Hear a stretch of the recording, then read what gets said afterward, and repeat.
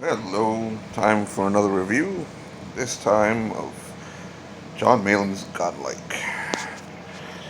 Alright, it's been a while since I've reviewed anything, but this thing got me wanting to review again. So, I will. I know I promised a review of Aaron Lopresti's stuff, and I'll give it this week that I'm starting again. Anyhow, this is Godlike, and I got both Godlike and its supplemental. And Mr. Malin sent a bunch of little goodies with it too. This is his ode to the new gods slash 80s cartoons. That's what somebody says. There's something there's a lot of Meta Baron in here. Yeah, there is. This reminds me of the Meta Barons, but it's not exactly the same. What it really makes me think of is 80s cartoons, particularly Thunder the Barbarian, Thundercats, He-Man, and of course the New Gods.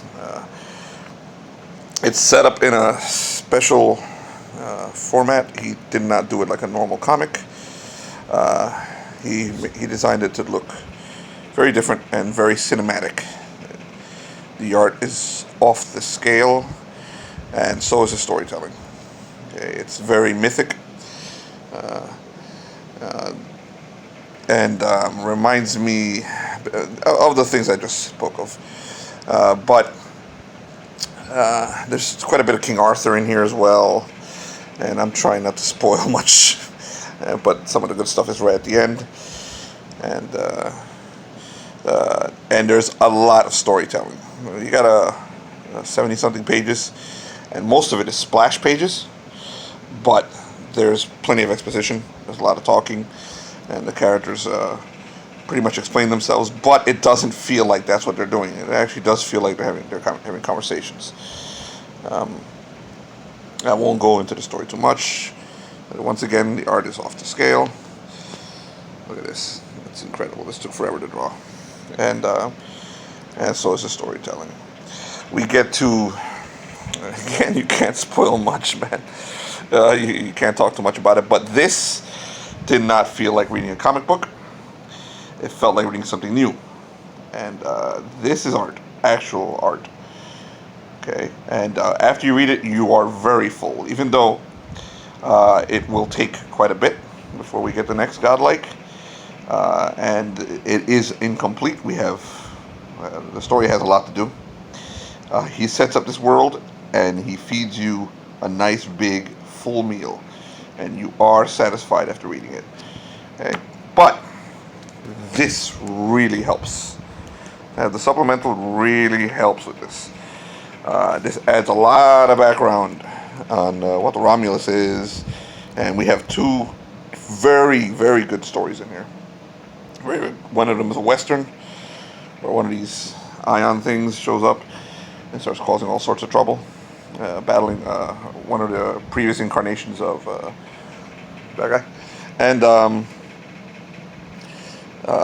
both stories are great. Both are well. The first one is standalone. The second one is definitely to be continued.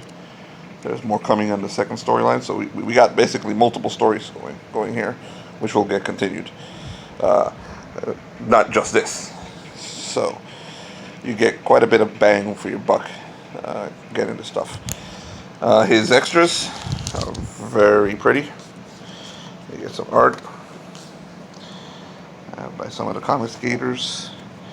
And look at that. That's wow.